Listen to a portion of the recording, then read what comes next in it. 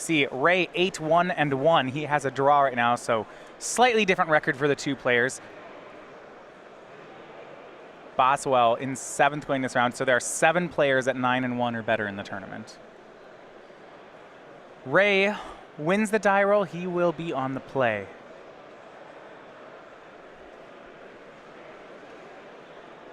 Flooded Strand here for what I believe is Hollowed Fountain. Yep, you can tell because floating island is actually the origin for the word fountain. I did not know you were such a scholar. I am an etymology expert. He will cast Sleight of Hand.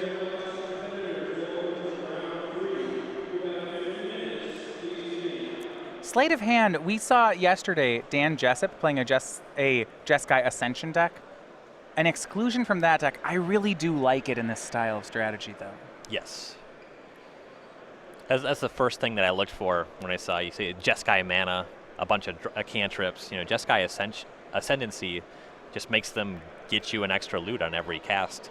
Yeah, a full 19 cantrips in this deck. Thought Scours, Visions of Beyond, Serum Visions, Gitaxian Probe, and Sleight of Hand. Boswell will start the game on a Thoughtseize. The full Lava Axe to himself, fetch land into a Ravnica Duel into Thoughtseize, but he'll get a look at any card. So we see Remand, Visions of Beyond, Path to Exile, Jeskai Ascendancy, and a Mountain. And Thoughtseize is one of the small number of cards that are very important for Boswell in this matchup. The discard spells, he has 2 copies of Abrupt Decay, 2 copies of Maelstrom Pulse that can potentially deal with the powerful enchantments out of Wray's deck. One thing that Wray doesn't have that a lot of these Ascension lists do have is Sylvan Caryatid, which you can cast, which has hexproof. It would force him to have Liliana. He doesn't have that. He's relying on Fate Stitcher as his combo creature, which is vulnerable to Lightning Bolt. Thoughtseize will take away the Jeskai Ascendancy. Now, James Wray was on a mulligan this game, it looks like, and Andrew Boswell's hand is the kind of hand that I really don't. It's so hard to be on a mulligan against. It looks like he's going to Thoughtseize again on turn 2, and maybe even Inquisition as well. When Thoughtseize was standard legal, I ended up keeping a lot of very medium hands because I didn't want to get mulligan and then get Thoughtseized. Yeah. So Boswell goes for Inquisition. James Wray remands the Inquisition back to Andrew's hand, but Andrew's going to insist. He'll play a fetch land here, and I think we're seeing that discard spell come right on out a second time. Yep. Really nothing else he's going to do with 1 mana. Probably figures that his life total is relatively safe in this matchup. That's what I was going to ask you is, yeah, he's going to go down to 12 here as he Bloodstain Myers into Overgrown Tomb.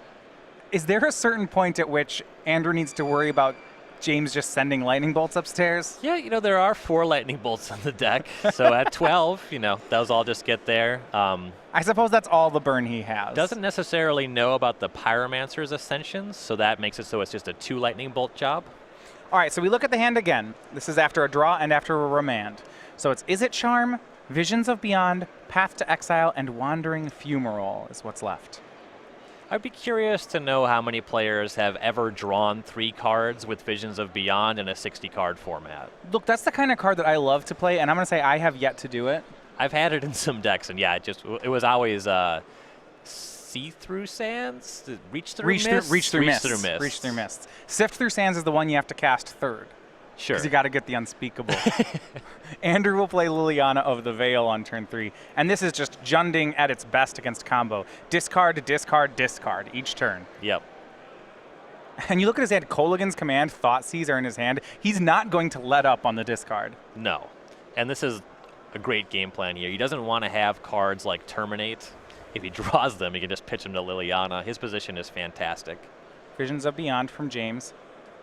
So when you talk about discarding on the combo deck side, there's 2 types of discard. There's targeted discard, and then there's mass discard. A Splinter Twin deck, so you know, an A plus B combo, you want to targeted discard that deck. Yep. And against something like a ramp deck or a storm deck, you want to mass discard against them because all their cards are the same. Yep. But they need them all. So what I like from Andrew when he's doing things like this game plan here, it's much less targeted, and the fact he's just playing a discard spell each turn, that's just on point for this matchup. Yep, going to take something from your hand, for the Ascendancy deck, it needs to get an Ascendancy and enough cards to make that looting effective. Yeah, so James plays a land, then Andrew will take all the remaining cards out of James's hand. And in true Jund style, now that he's gotten rid of all of James's cards, he'll play a Tarmogoyf. That one should close this game out pretty quickly. That is just Junding at its best. So the kind of the baseline for Tarmogoyf in most situation is instant sorcery, land, creature. I believe we're missing. Do we have creature? We have enchantment because of the Ascendancy. We do have enchantment.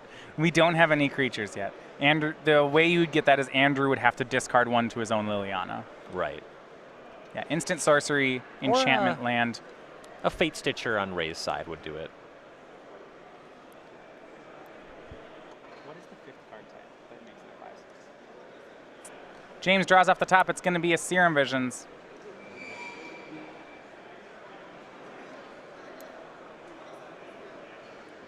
Scry looks like top and bottom, so he's found something he likes on top of the deck. What I do like about Jeskai Ascendancy is if James gets 5 lands in play and a Fate Stitcher in the graveyard, he can combo off nothing. Yep, and Wandering Fumarole actually can be used for the combo as well. Okay. And that, if you're wondering why the Tarmogoyf's a 5/6, James does have a Fate Stitcher in the graveyard. You can see it there just in the bottom left when we zoom back out. So instant sorcery, land, creature, and then that Jeskai Ascendancy is an enchantment. That makes the Tarmogoyf a 5/6. Yep, and that's the difference between a 4-turn clock and a 5-turn clock here. That's great. Here comes Tarmogoyf in for 5. Will knock Wray down to 12.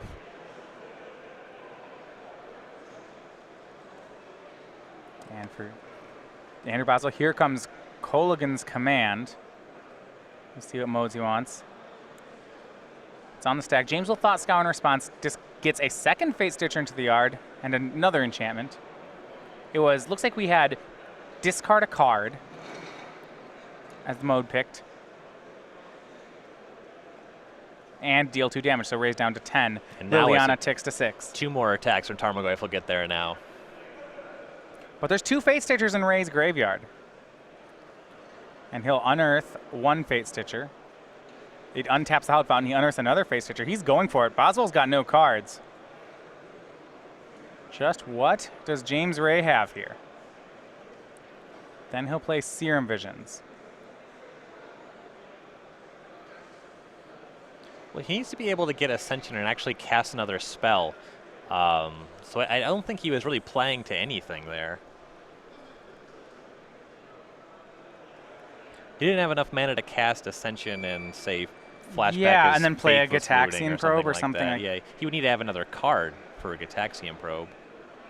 There is a line where if he mills himself enough, then he can maybe say he Thought Scars himself into some Gitaxian Probes, casts Visions of Beyond. He can then get more. He can get extra cards and then do the thing you're talking about, Ascendancy into a Gitaxian Probe. Yeah, one of the things when you're all cantrips is when you start the game, the turn on no cards in hand, you only have 1 card to work with. We don't have ways to generate extra cards outside of Visions of Beyond and Pyromancer Ascension. Sure. So game 1, we'll go over to Andrew Boswell and Jund. So we go ahead and look over toward the sideboards. For James Wray, he's got Lightning Helix, a set of young Pyromancers, 2 Crumble to Dust, 2 Timely Reinforcements, 2 Wear Tear, 1 Dispel, 1 Monastery Mentor, or 2 Monastery Mentors. What do we like there? So I'm pretty curious about this creature package here.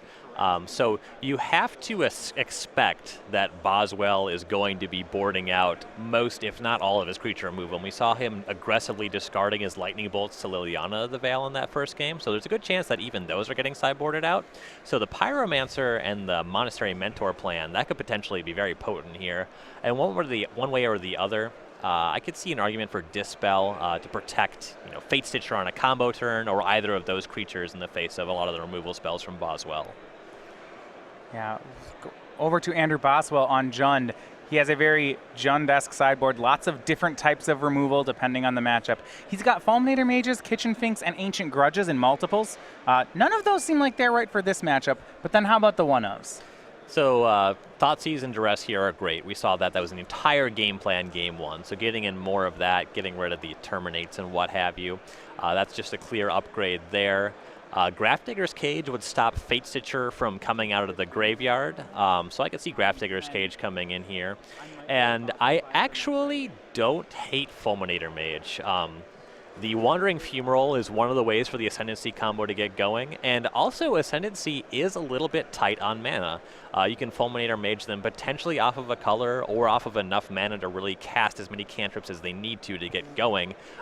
When they combo off, they want to cast Ascendancy and a cantrip on the same turn. So if you keep them at 3 mana, you can choke them on that. Yeah, they are. Their mana is shaky, so Fulminator Mage may be actually. I think I'm with you on that. That's a neat approach. Yeah. All right, players going to get ready for Game 2 here between Wray and Boswell. So over Star City Games and across the country, we've been doing Star City Games Game Night for just about a year now. So what that is exclusive tokens and pins given away as prizes for a weekly tournament near you. So in August, we've been giving away the Young Burromancer. This is part of our creature collection. They are great parodies of some of your favorite Magic cards.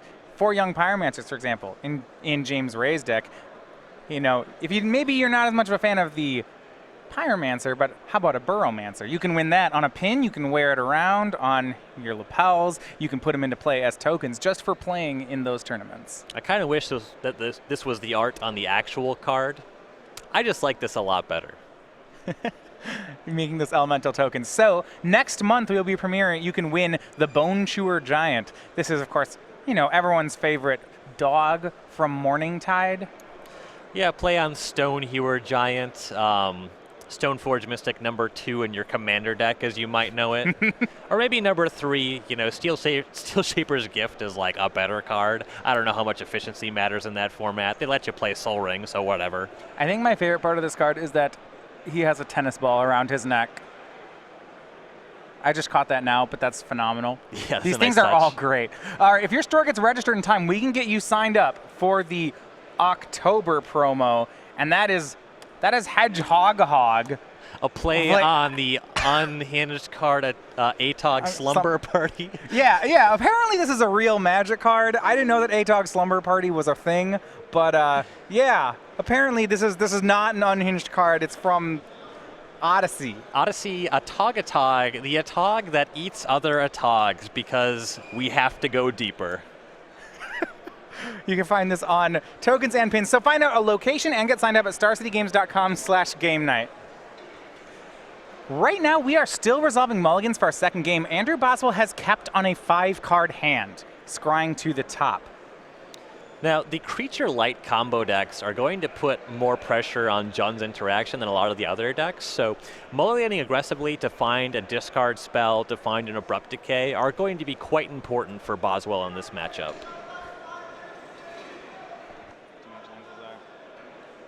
James Wray will be on the play. Scalding Tarn into Steam Vent for Wray. He goes down to 17. And we'll start on Serum Visions. Another copy of Serum Visions in his scry too. Remember, he does play 2 copies of Pyromancer Ascension, so sometimes second copies of these cantrips is a very welcome thing. Yep. And Serum Visions is the most abstractly powerful cantrip that his deck has access to, so you just kind of want to draw a lot of that one anyway. All right, we're going to get a look at James Wray's hand. It's Duress from Andrew Boswell. We see Gitaxian Probe, Lightning Helix, Is It Charm, another Gitaxian Probe, I like the mismatch, Sleight of Hand, and then we'll get that one just up at the top there. I believe it's a Fate Stitcher at the top. I'm interested that Lightning Helix is in this matchup. Presumably, the primary role for this card, stop Dark Confidant. That is going to be one of Boswell's better cards in this matchup. It keeps the stream flowing, gives him more draws to find discard spells, to find Abrupt Decay. So that's presumably the argument for Lightning Helix here. He selected Sleight of Hand. That is the best cantrip in James's hand. So we go back to James's turn 2. He draws Visions of Beyond and then casts it, plays Wandering Fumarole, and passes back. Didn't have another land just yet. So was Andrew trying, he was trying to get James to stick on lands? Yeah, that's the cantrip that would see the most cards. With 2 redraws on Gitaxian Probe, He had decent odds of finding a land this turn if he really wanted it, but I do like the pick.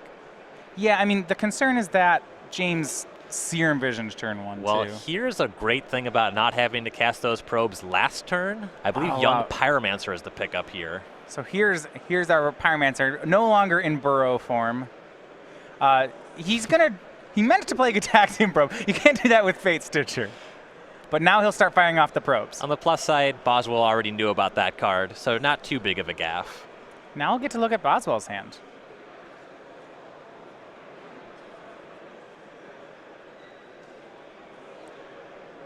I believe he actually gets to, yeah, here's another probe. Okay, we'll actually look at it.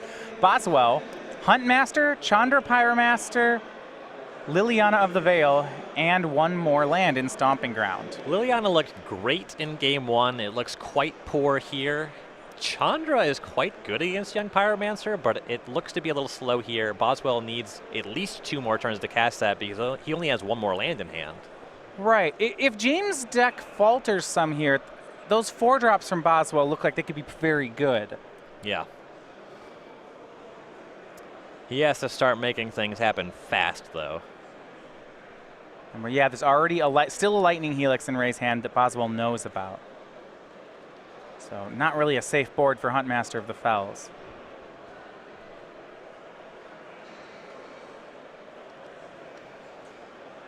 It's debatable whether Boswell even wants to cast a Liliana on this turn.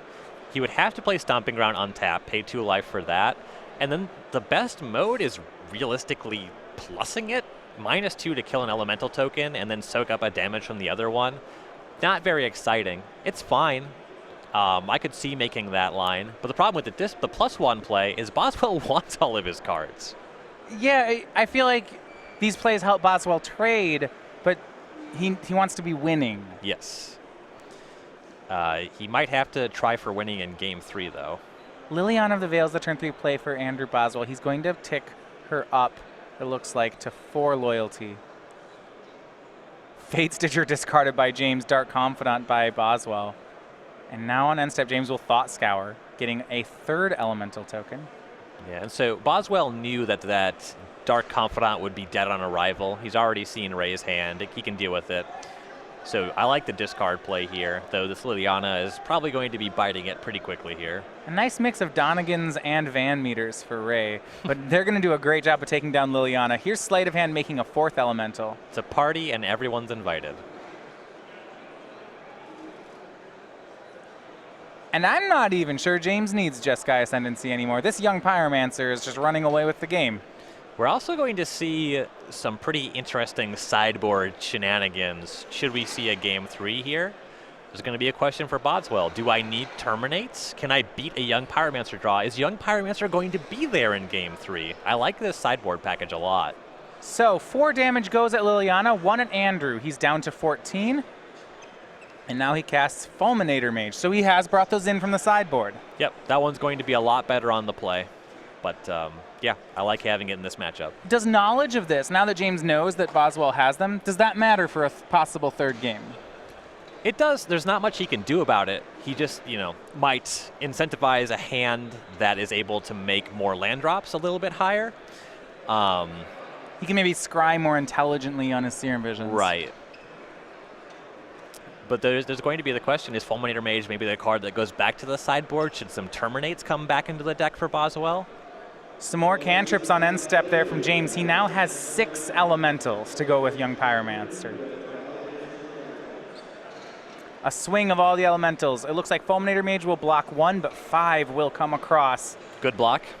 And a cheeky move there by Andrew Boswell. He blocked the 1 Chris Van Meter token at his fellow commentator, leaving all the Donegans around. You will not mock me.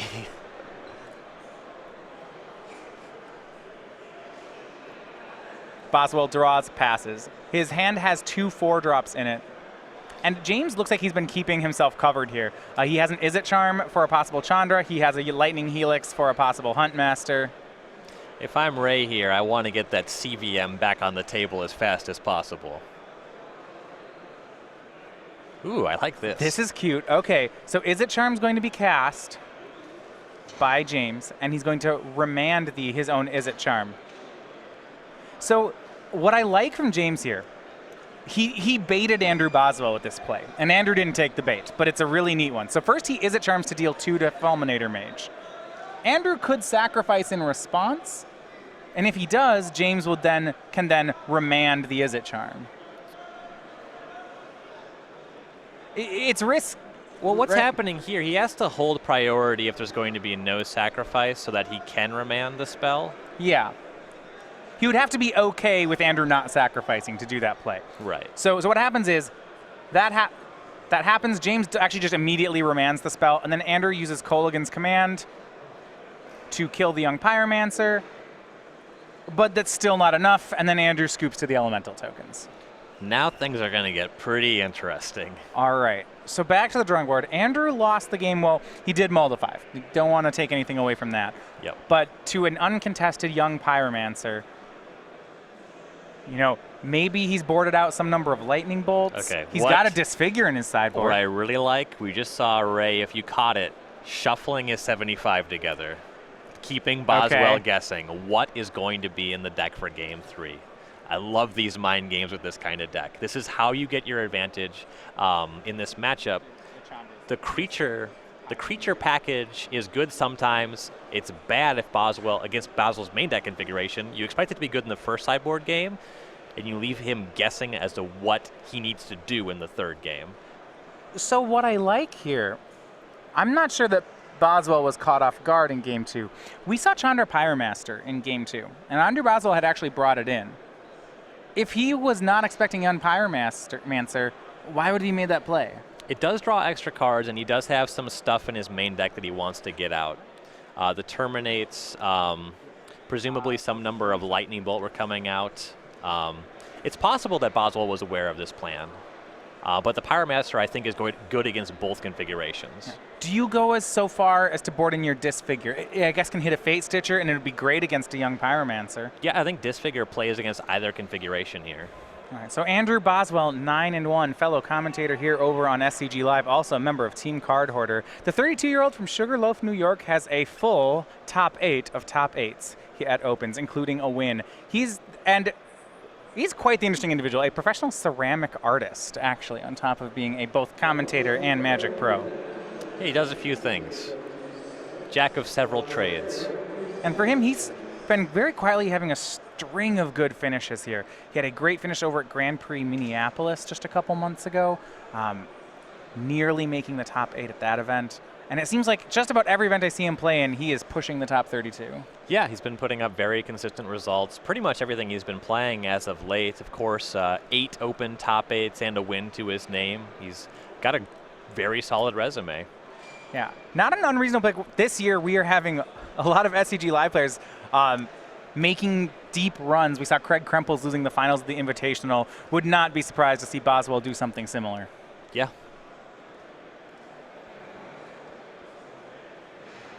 Had some guy top 8 Indianapolis with a Delver deck earlier this season. Tell me more. I think he lost in top 8. It wasn't much. What a scrub. A lot of players choke under pressure in those high-stake matches. Yeah, it's like when you spend all your time watching Magic, you forget how to play it, and I think that was on full display during the tournament. Game 3, Boswell will be back on the play. Game 1, he used discard spells to bury James Wray, but it was Young Pyromancer taking Game 2. Boswell not with the kill spell. Ended up making 7 tokens before Boswell conceded. There were 7 on the table. It was more like 10 total, right? It was about the 6th one where you realized there wasn't any coming back from it. No card like Electrickery or some sweeper in Boswell's deck. I love me an Electrickery. 2 Maelstrom Pulses. He will start the game on Inquisition of Kozilek, and we'll get a look at James Wray's hand. So, Young Pyromancer. We have land. So, Young Pyromancer, Fairy Conclave, Gitaxian Probe, another Probe, a Visions of Beyond, a second Visions of Beyond, and a basic Mountain. And Boswell could not any faster take the young Pyromancer that defeated him game 2. It's one business spell and a bunch of redraws. Yeah, so, yeah, 2 Visions, 2 Probes, Fairy Conclave, and Basic Mountain. Yep.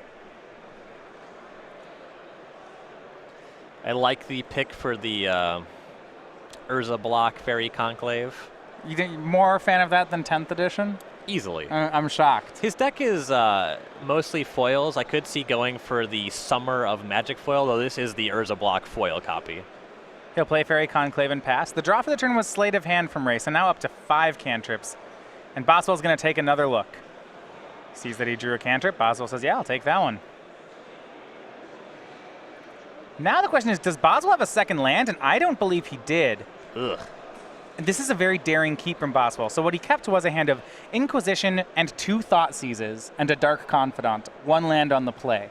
If he hits, he'll know that the Dark Confidant is going to survive. If he finds that land, discard into Dark Confidant is among his most powerful starts, if not just the line for his best possible hand. Wray will cantrip and then play a tapped Glacial Fortress. 3rd Thought Seize effect from Boswell. Did he hit the land, though? That is our question. Visions of Beyond will be taken. He has left James Wray with 2 lands and 2 Gitaxian Probes. But for Boswell, he misses the land again here. His draw was Maelstrom Pulse.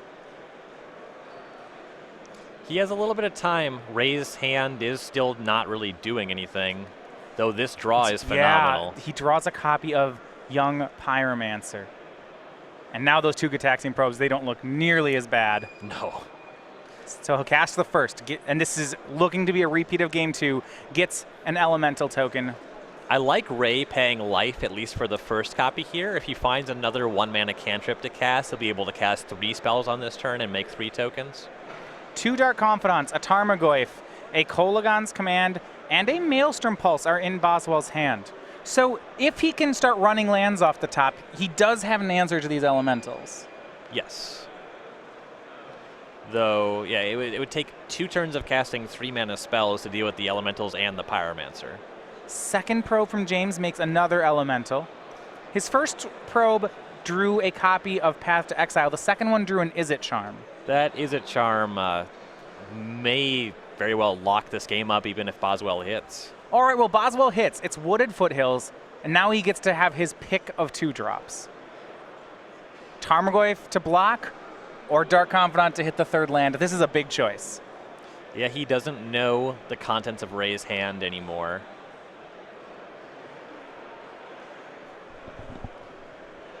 Yeah, that Path to Exile was drawn off the first Gitaxian Probe, so Andrew does not know it's there. There's not enough stuff yet where he necessarily has to block, though the Tarmogoyf is the safer play. Yeah, he'll play Tarmogoyf, and James will immediately path it. That gives Andrew the 3rd land and his first red source. So a lot of play to that. Actually, Andrew will just go ahead and get a swamp. Doesn't even need the red. Getting tagged by that path means he doesn't have to hit on a draw step to start casting 3-mana spells. Oh, makes sense. Boswell doesn't play a basic mountain, so easy choice from the Path to Exile. Hard to find cards that aren't in your deck. Right. An attack will put Boswell down to, I believe, 7. He's done a ton of damage to himself from Thought Seizes and Shocklands. The basics for Jund are mostly for fighting Blood Moon, so the basic mountain doesn't do a ton for you. Exactly. It can cost you, I think, in the burn matchup to not have a mountain, and that's about it. In the burn matchup, and specifically against the card Path to Exile, as we see right here. So back to Boswell. He's at 7. James has left up a full 4 mana. He just attacked last turn. Ghost Quarter is the other thing, I suppose.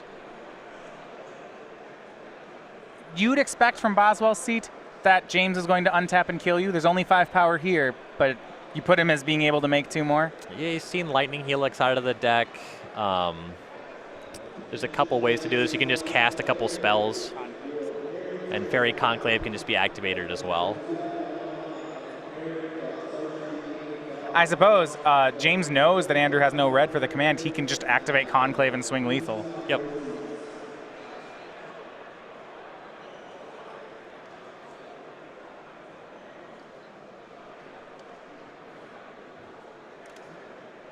For Boswell, this may be his last turn. Any untapped red source would cost him some life as well, if that were the draw. Yeah, he can attempt to pulse these elemental tokens, but we know that James has the Izzet Charm at the ready. Yep. He's going to cast Tarmogoyf. The first one he played was Path to Exiled. And now James has perfect information. He knows Boswell's hand, and he should just have lethal here. Izzet Charm will make an elemental token. Cast a couple spells, build up the board. On his turn, activate the Conclave and go for it. He did draw 2 and discard 2 as his mode. So now the Tarmogoyf blocks the 2/1. It's 4 damage off the elementals, 2 damage off the Conclave. It's 6. Had he looted into an instant, he'd have the game. But he did not. Here's Fairy Conclave activated. Here's a swing of everything. The block should be forced here from Boswell. Blocks the 2/1, goes to 6, and here's Lightning Bolt. That will seal up the match. So for James Wray and Jeskai Ascendancy, he hands Andrew Boswell his second loss of the tournament. Yeah, a lot of work done by this sideboard package here. I like that quite a bit. And of course, Boswell had some issues with his opening hands on mulligan to 5 in Game 2 and keeping that 1-lander in Game 3, which I do think